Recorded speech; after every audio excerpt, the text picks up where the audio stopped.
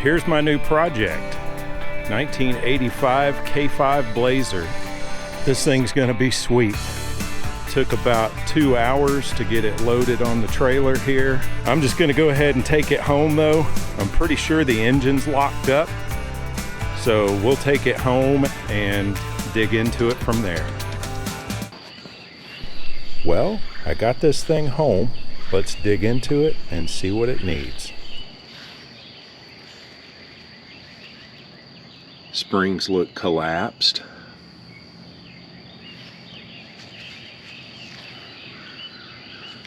Got a fine quality spray paint job on there. Trailer tire. This tire's not holding air.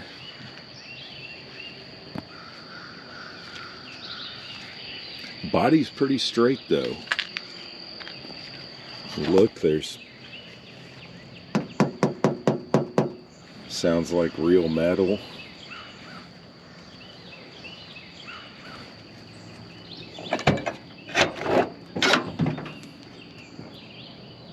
Rockers are in good condition. Of course, I need to clean out the inside.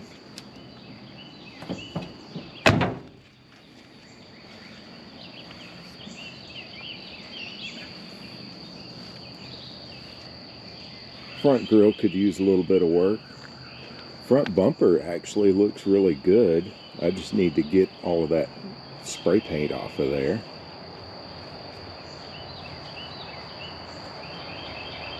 Windows busted out back here. Let's see if we can get a new one of those. This rocker's also in good condition. Door card's not so much.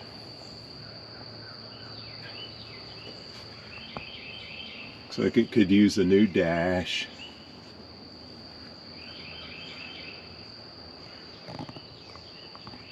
Interior is a little worn, but that's to be expected for the age of this truck.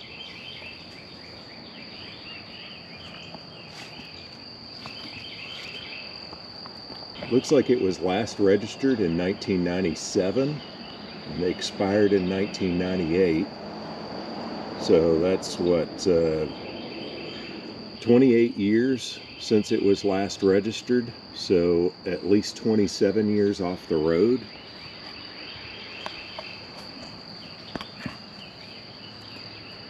Hood's stuck closed right now. We'll figure out how to get that open here in a minute.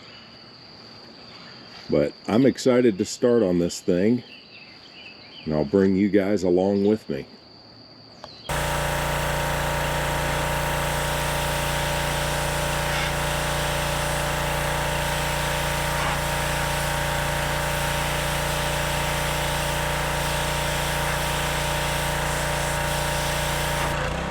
Alright, took me a while to get the hood open because the cable was broken, but here's what we got under the hood. Complete engine. We'll look at it in a little while, but the transfer case and transmission are also included. Now when I ran the VIN, it said this was a 305, but the motor here says 350 on the valve cover. So I'm gonna have to, once I clean this up, I'm gonna have to pull the numbers and find out what we really have here. But I wanna get this cleaned up and then we'll see if it turns over.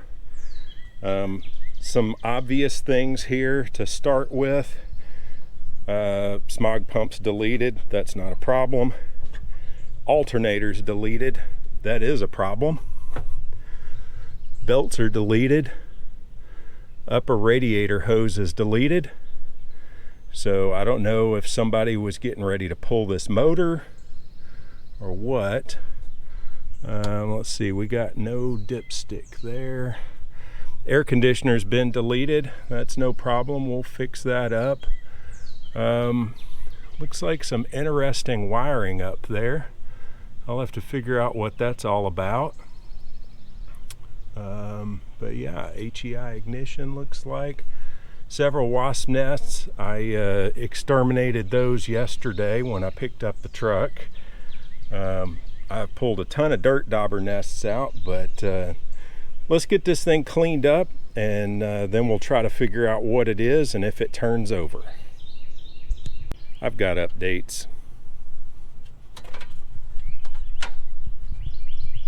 No carburetor.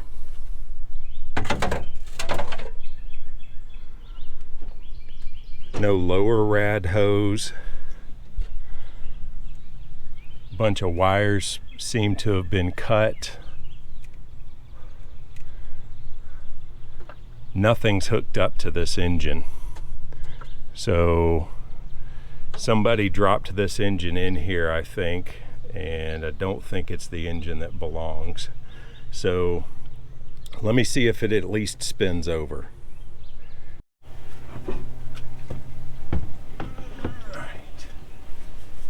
This might be a bad idea, but see if a little bit of diesel will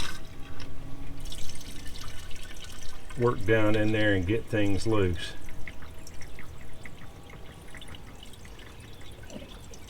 Drink up, little buddy. Hopefully it just seized up from being parked, and whichever intake valve is open, hopefully that's the one that's the cylinder that's locked up right now. If that's true, then this diesel ought to find its way to the open valve and get the piston lubricated up.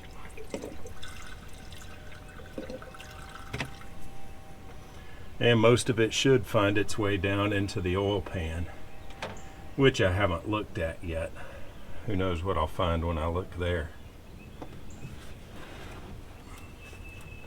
All right, I picked up some rims on Marketplace, and so I've got to get these off of there. I don't want to get hit in the eye with one of these cords here, so I'm going to go ahead and pull the tire off of the rim, and then I'm going to have to get in behind and beat the rim off with a hammer because it's actually rusted on right here. So let's get the tire off of this rim.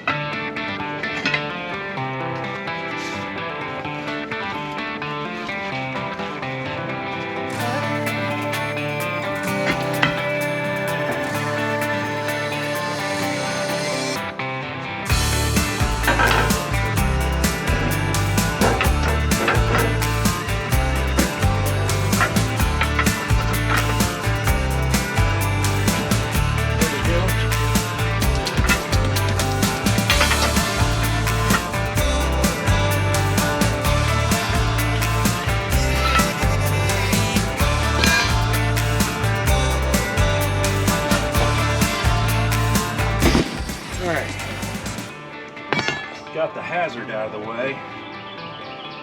Now I got to get this wheel off of there.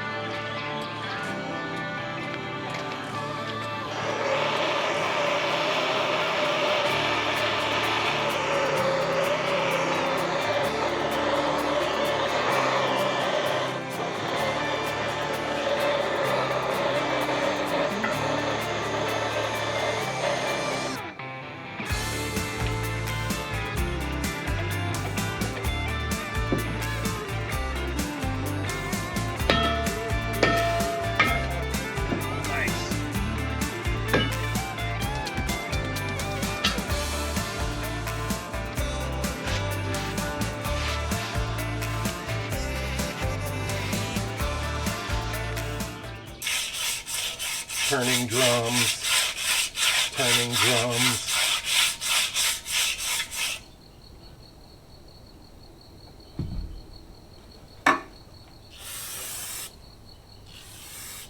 Sand from my sandpaper in there. All right, let's loosen up the auto tensioner.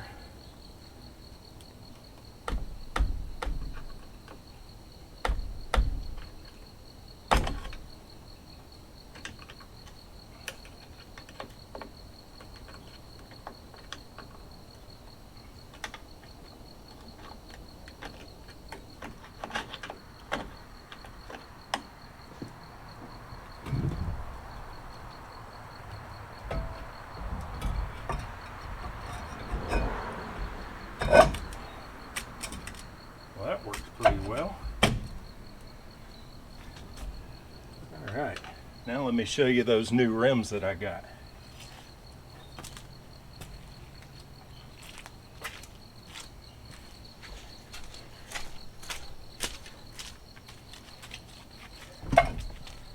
Alright, I got some new rims and tires off of Marketplace. This is just something to get it rolled on and off the trailer here. But I think it's going to be okay for at least getting the truck running.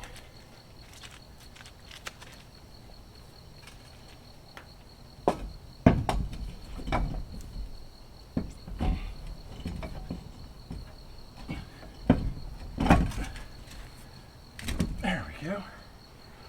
Whew. And this is what I've been doing for the last 3 days.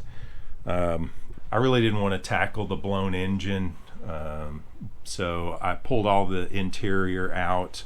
I did not find any rust holes whatsoever in the back. The back of the bed is in excellent condition. I did find a little bit of rust right here in the passenger floor pan. Should be able to patch that up pretty easily. I found a soft spot up here. I haven't checked to see if it's all the way through yet, but I suspect there may be a spot here where there's like a little rubber floor mat thing on top of the steel that seems to have a little hole in it. I found more dirt dauber nests in this truck than I've ever seen in my life. I've pulled at least 50 dirt dauber nests out of this truck. They are everywhere. They were in the console, they were in the glove box, they were under the carpet, they were in the back, inside of all the quarter panels. There were dirt dauber nests everywhere in this truck.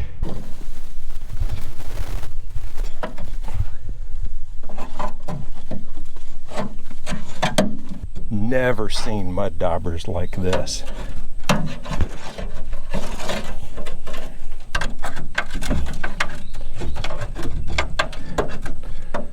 Oh, the whole thing is, if I could pull it backwards, I think it'd slide out. Well, I served the eviction notice for what I hope was the last of the mud daubers. I've never seen a mud dauber nest that big, but there's my size 13 for comparison. And there's some of the other junk that came out. This one on the other side broke apart as I was getting it out. That is all mud dauber nest. Again, size 13 compared to mud dauber nest. That's insane. Literally, I've pulled 50 dirt dauber nests out of this truck so far. I'm naming this truck Dirt Dauber. It's impressive. They put a nest everywhere you could conceivably put a dirt dauber nest in this thing. So I'm going to get those out. Let's go over to the driver's side real quick, and I'll show you what the floor pans look like over there. There's just one little bitty spot on the driver's side. So it'll be a little bit more of a pain to fix than the one on the passenger side, but shouldn't be too big of a deal. All right. Here's the only spot that I found on the driver's side that's confirmed rust through, right here by the weather stripping. Nothing on the rockers, nothing in the pan. It does look though like maybe there's a patch up here. I found what feels like a soft spot here. There's like some rubbery stuff that somebody put over it. So and then yeah, here's another spot right here, another soft spot here. So I may have some patching to do there, or I may just ignore it for now and deal with that later. Well, I've stalled as much as I can. This engine is locked up like Fort Knox. I've not wanted to deal with it the last couple of days, so I've been messing with interior stuff. I've pulled out all the old carpet, all the rat's nest and everything. Looked for rust, but then I've got to pull this front clip off so I can really get in there to the motor and find out what's going on with that thing. It's almost like they were getting ready to pull the engine out, and then they set it up 20-something years ago. All right, so they've disconnected all the vacuum lines. There's no vacuum hooked up, no fuel hooked up. Fuel line's been cut. There's no radiator hoses, upper or lower. Evap canister's been disconnected. All the wires have been cut. There's really, well, I guess there's these wires here. Yeah, they even cut the fusible links at the starter. Why would you do that? Why would you cut your fusible links? It's like it's one nut. Just take off the one nut. Why would you do this?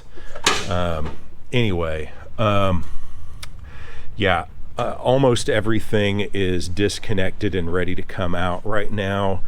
The only thing still holding on, it looks like the power steering is still connected, but everything else is disconnected right now. So I still need to get underneath and make sure everything's still connected under there. But from what I can see so far, it looks like maybe they removed the starter, but everything else seems to be in there as far as transmission and transfer case. All right, what is this, take 5 or take 6? Something like that. All right, so we got the last couple of lines loose on the vacuum canister there. All right, let's go.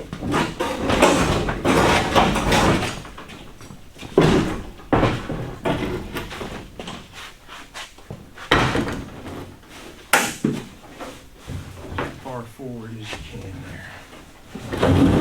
Nice. Trying to shoot some juice in here. Putting about 5 seconds of juice in each hole. I have no idea how much that is, but we'll see if it works.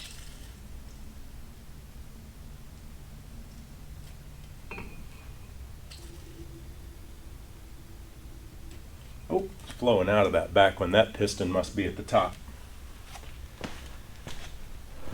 All right, I'll let that cook for a few minutes.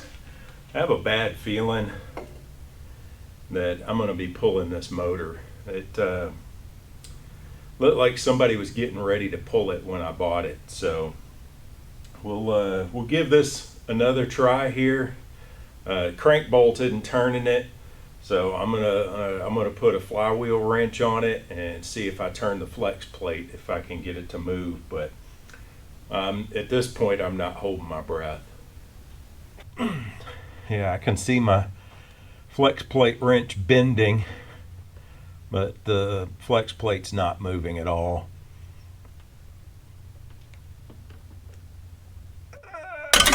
Ow! Oh, dang, that got my funny bone. Ah! Oh, oh, oh. Oh. Oh. Knew that was going to happen. Let's see if it'll turn the other way. Might as well hurt my other elbow while I'm at it.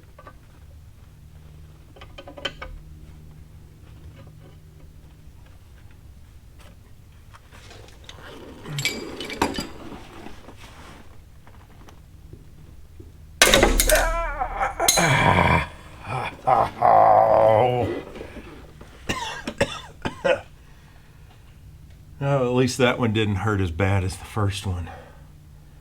Somebody had the top end off of this thing. I don't know when. They did modify the throttle linkage, so I assume they changed the carburetor. They had put a pre-1984 distributor in. This truck originally had a computer system. They deleted that, put the older HEI distributor in, got rid of the EGR. And a lot of this stuff, it's hard for me to tell if they had capped it off or if the rats just chewed the hoses off. But I pretty much concluded now that the destruction of this engine was not, somebody cutting most of the wires off. There were a few where somebody obviously cut these fusible links, but a lot of the wires just looked like they were chewed off by rats. There we go. All right, here we go. Dirt dauber nests. Everything else on this truck was full of mud dauber nests, so I'm guessing I'm going to find at least one of the intake runners full of dirt dauber. Golly, this is heavy. No dirt daubers. Where are they? All right, we got the passenger head unbolted here. We're about to pry it loose and see if we can figure out why the engine won't turn over. Of course, we're probably going to have to do that one too, but this will at least get us started. I can figure out something good to pry on without damaging anything. Actually, let me just see if I can. That worked pretty good. All right.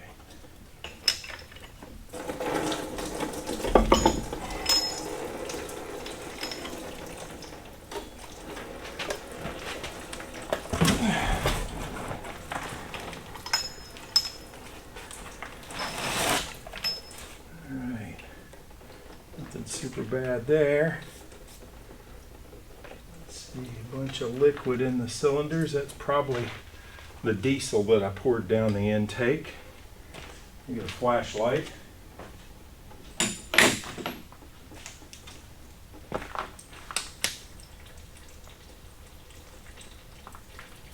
Oh, that's pitted up pretty good on that one. All right, some of this is diesel, some of it's antifreeze. Looks like they did have good antifreeze in here. I don't think that's going to hone out. I'll get you guys in here and show you what I'm seeing, but oh wow, there's a chunk of rust from inside the cylinder. That come off of anyway. Maybe that came off of one of these. Maybe that wasn't in there all along. But, oh yeah. I'm pulling all kinds of stuff out.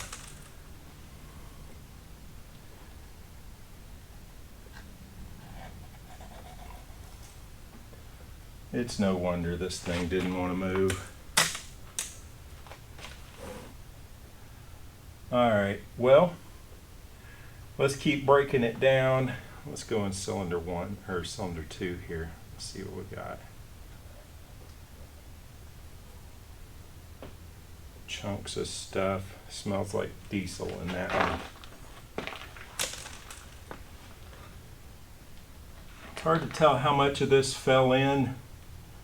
Oh, we're done. Let me get you over here and show you the reason why this engine stopped in the first place, the reason this truck was parked 27 years ago. I just found it right here. Let me get you in there and show you. Right here in cylinder 6, this is the reason that engine was parked 27 years ago. Top of the piston is missing. You can see the compression ring right there. I don't know if any of the other pistons are like that, but that would be enough to ground this engine right there. You can also see while we're in here, there's some pretty deep pitting in cylinder number 4. I don't think that is going to hone out. I don't know if this one can be bored. Honestly, I don't know if it's worth it.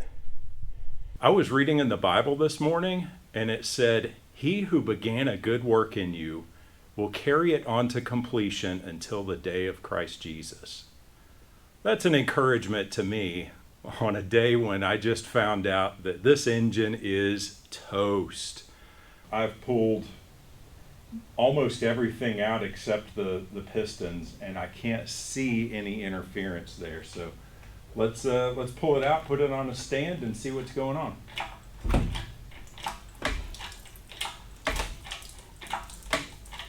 Looks like it's loose from the transmission. Should come out now.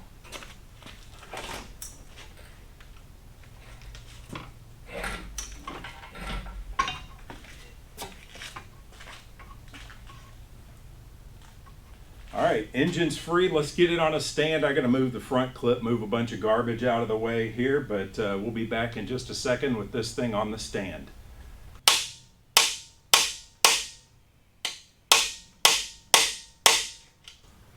Well, I think I just found why the engine wouldn't turn all the way over. Remember number 4 I said had a little bit of rust in the cylinder? The piston would just move down a little bit, and it won't come back up past that point where it was rusted. So I'm gonna go ahead and try to force it here. Well, I might.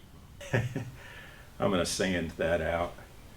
It's not the right thing to do, but it's what I'm gonna do. Oh wow, I can feel the rust has grown that metal out. It feels like I can feel a ridge at the edge of the rust.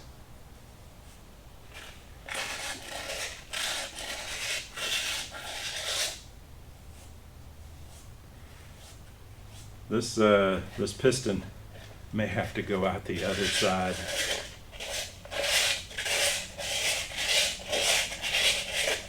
See, the chunk's missing off the top of that piston, but there's no scratches or gouges on the top of the piston.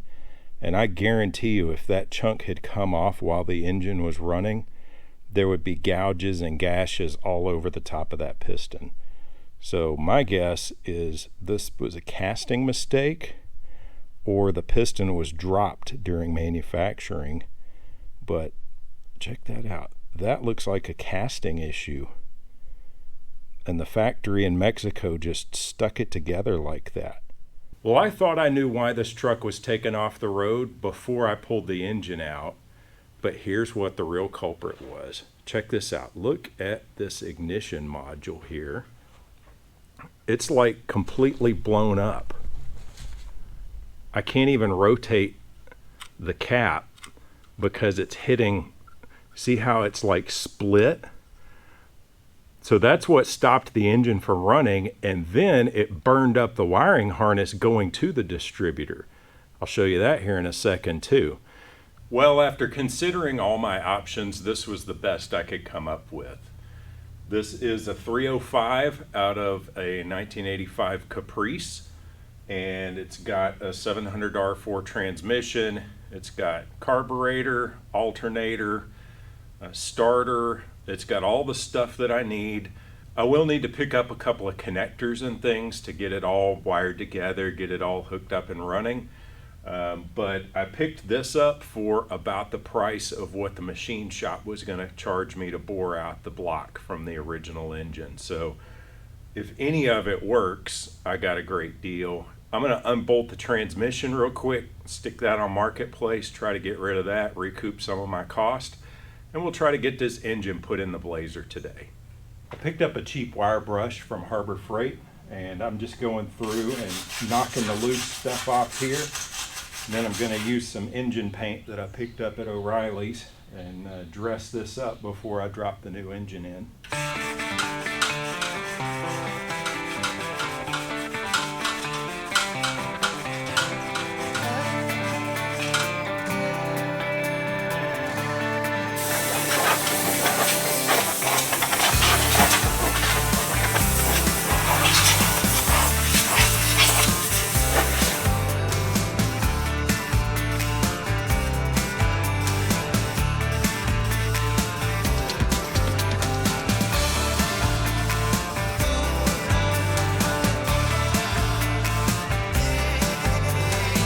I don't know about you, but I think this is looking 100 times better.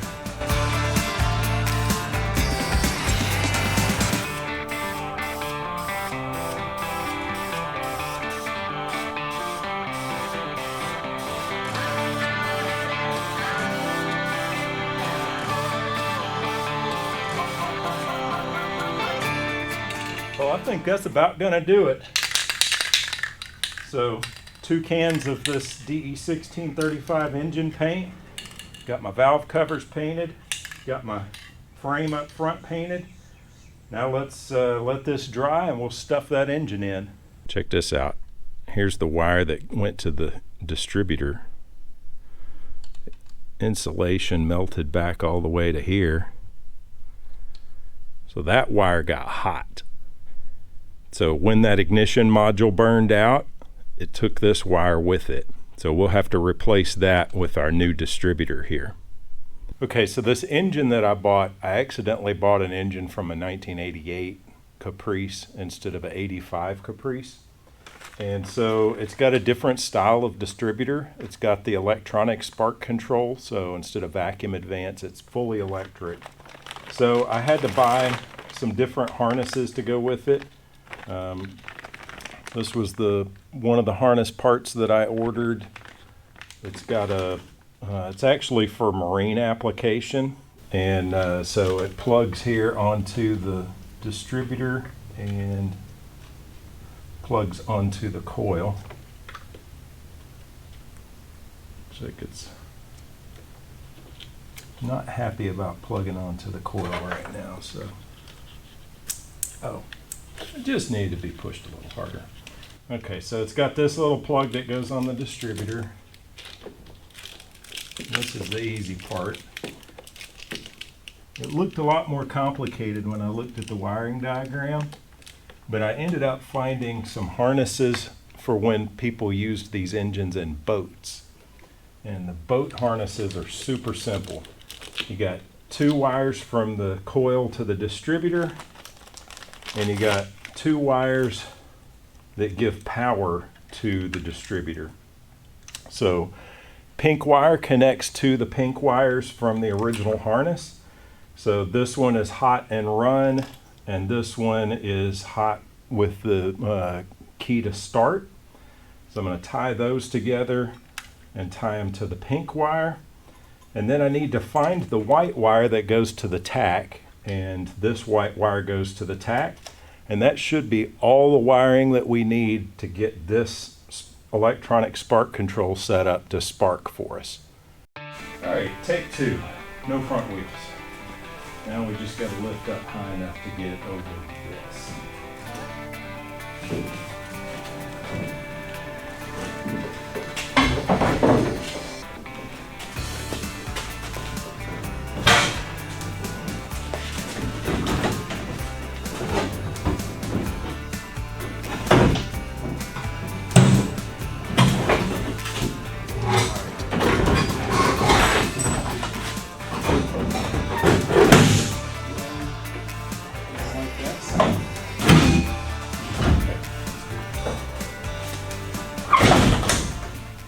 Well, today's an exciting day. I got a bunch of shiny new parts, and if all goes well, by the end of the night, I'll hear this thing crank up for the first time in a long time. So it's a little unfortunate. Some of the parts that came with that engine that I bought ended up being either bad or I broke them. I broke the starter solenoid putting the starter in. The alternator, one of the bearings was gone out in it. I could hear kind of a grinding sound as I spun it, so it's only a matter of time before that goes out. So I'm gonna just go ahead and replace that stuff, get it done right, get this thing put back together, and hopefully by the end of the night we'll hear it run. Well, I've been working on this thing all day long, and I'm down to the last part that needs to go in. So cross your fingers. In just a moment, we're going to find out if this works or not.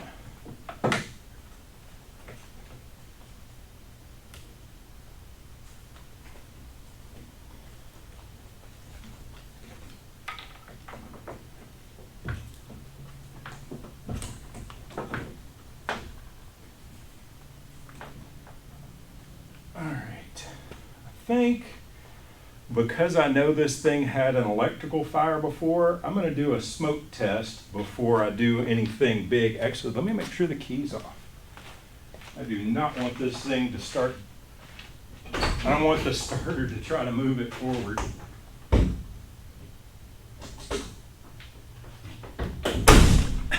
All right, key is off. So let's see what happens. I hope this doesn't arc. Okay, nothing. That's good. I don't see any smoke. Check the inside for smoke.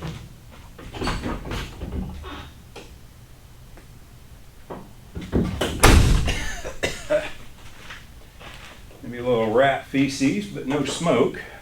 All right. I hooked the fuel pump up to this can right here. And I'm going to take a little bit of 2-cycle oil and dump it in the vent hole.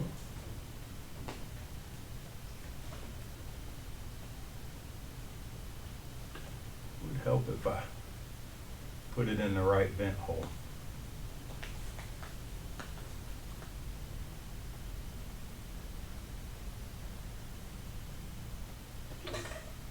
That's got to be enough. And we'll put a little bit in here too.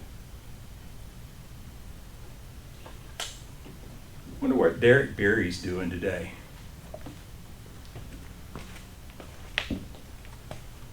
All right, turn the key or top off the tranny? Let's turn the key.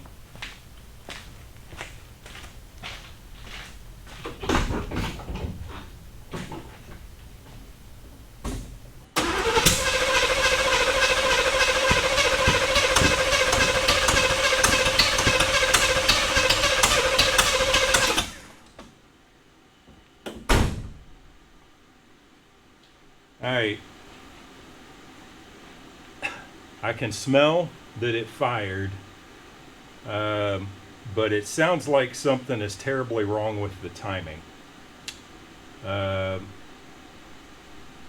guy told me the engine was running, and so I just didn't mess with anything. I just assumed that it would start right up. So I may need to look at the timing here and see what's going on with that. Now I'm going back and looking, doing what would have been much easier on the engine stand. And what I'm finding is when I time the engine, when I move it to top dead center or thereabouts, the timing, the distributor is pointing to right between these two plugs, which really should be about where this one is, but the cap has been turned. So it looks like maybe he pulled the cap or pulled the distributor when he pulled the engine, and he stabbed it back in just about the right location. But I would say that it's off by about that much. So this is more like what the stock position would look like, and I think I'm going to just tighten it down right there and see if the engine starts. I think this is going to be my initial timing. So I got number 1 right here, 1 8 4 3 6 5 7 2. So it should fire right up.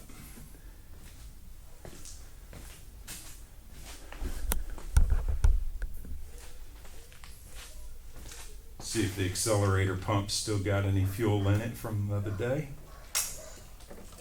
Sounds like it. All right, and it's 90 degrees. I don't need a choke. Let's see what happens.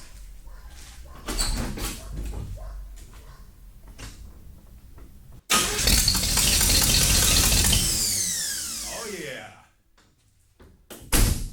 All right, I shut it down quickly because I need to put plugs in the exhaust pipes. It's blowing fire out the secondary air pipes.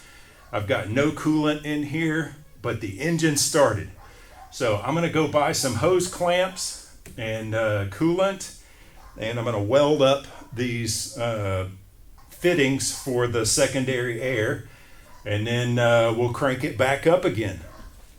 Okay, I took one of the original fittings from the secondary air injection system, and I cut a chunk of 5/8 inch bar stock, and drilled that out. It's a 5/8 inch inverted flare fitting, so I drilled a 5/8 hole, pressed that bar stock in there. I'm about to weld that up. I'm going to do this on the side with the fuel pump. I've only got one of these because I had to drill out the other one. So what I'm going to do on the other side, I'll weld it up, but I didn't want to weld up the one on the fuel pump side.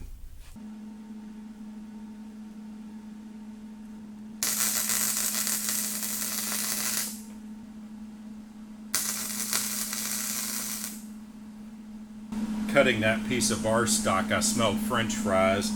You can see the smoke coming off right now, so hopefully I don't end up with a headache tomorrow. But looks like there's zinc in this bar.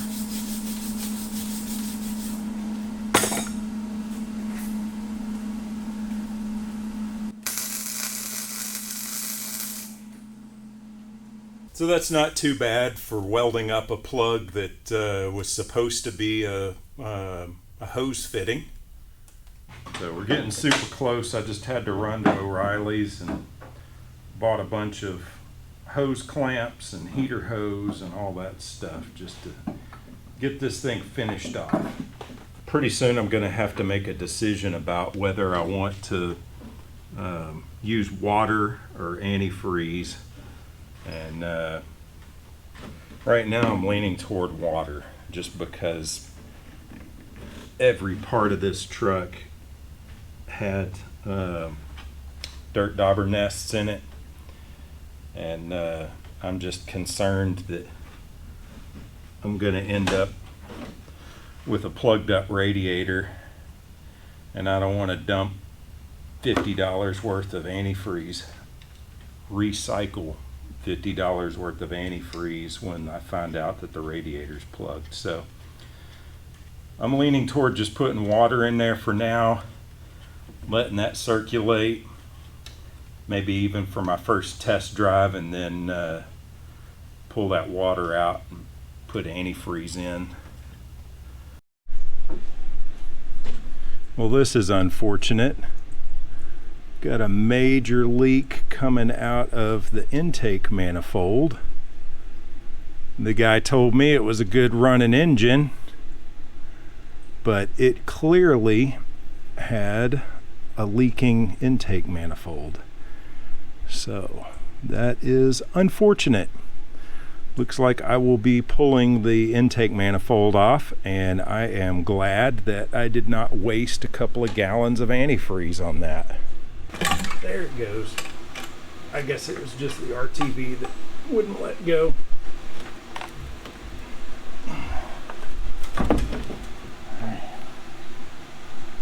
See how bad it is. Oh yeah. Come on in over here.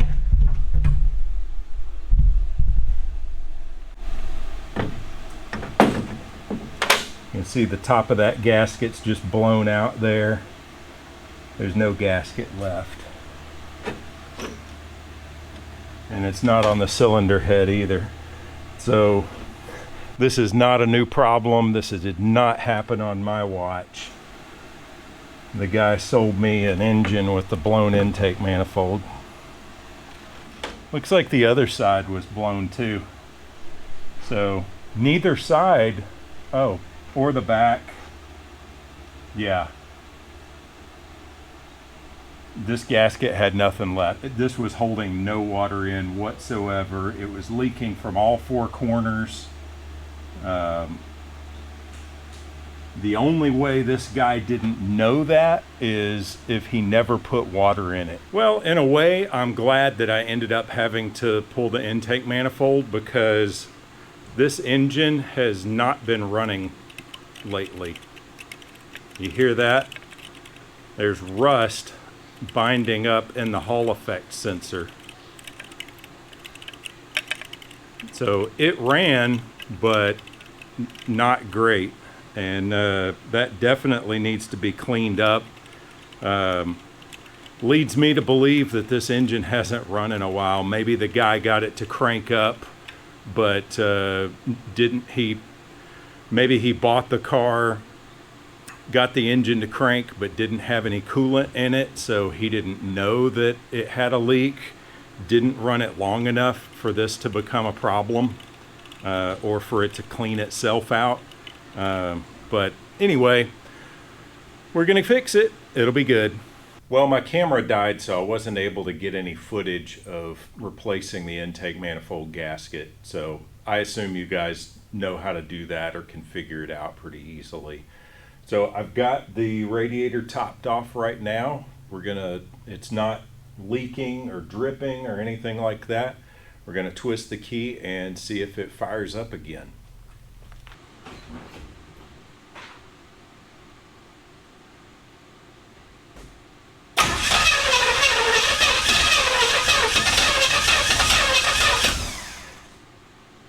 See that transmission fluid burning off.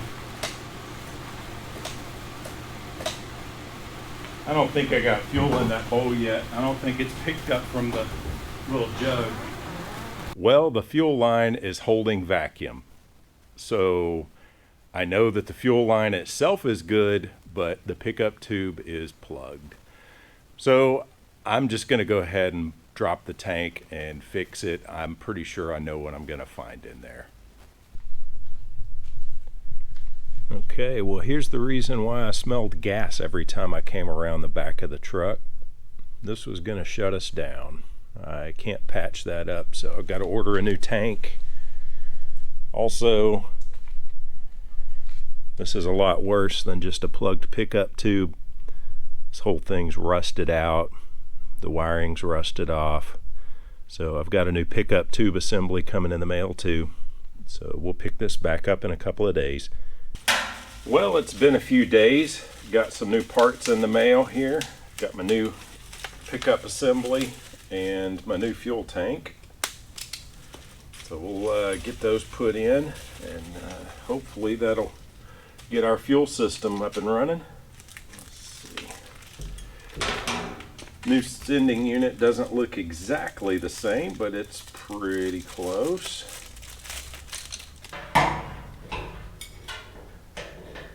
O-ring on there.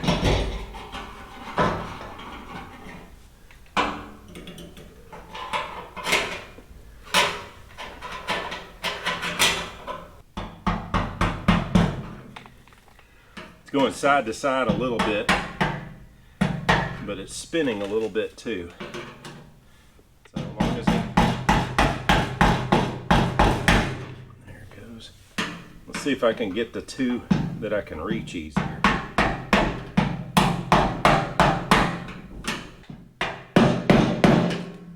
All right, got those tabs locked in. Now I need to pull some of this stuff off of here. Some of these hoses, this is, the camera's not doing this justice, but this pickup hose is mushy. Woo! That's what I'm talking about. Tailgate rebuild of the Quadrajet, and this thing's up and running.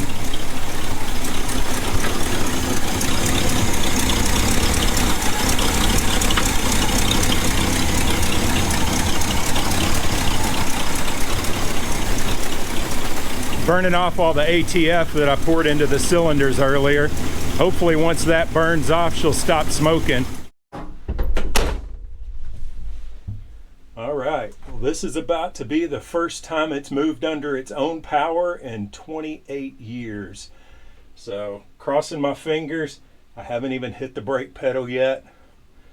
Not sure I want to know what I'm going to find out when I hit that, but oh, brake pedal is hard as a rock. So master cylinders froze up. I got no brakes.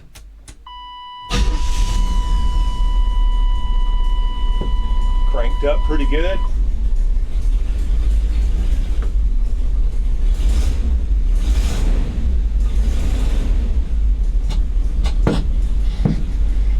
Hey, brake pedal just went to the floor. All right, so I got no juice in the brakes, but the master cylinder might move. Wait, I let off the brakes and it moved.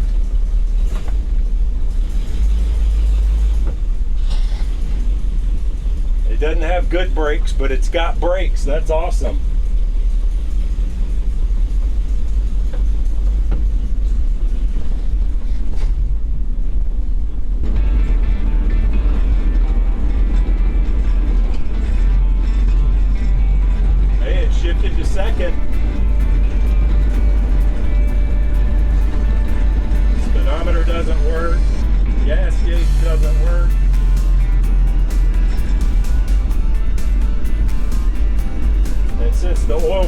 saying 60. I'm gonna guess that doesn't work.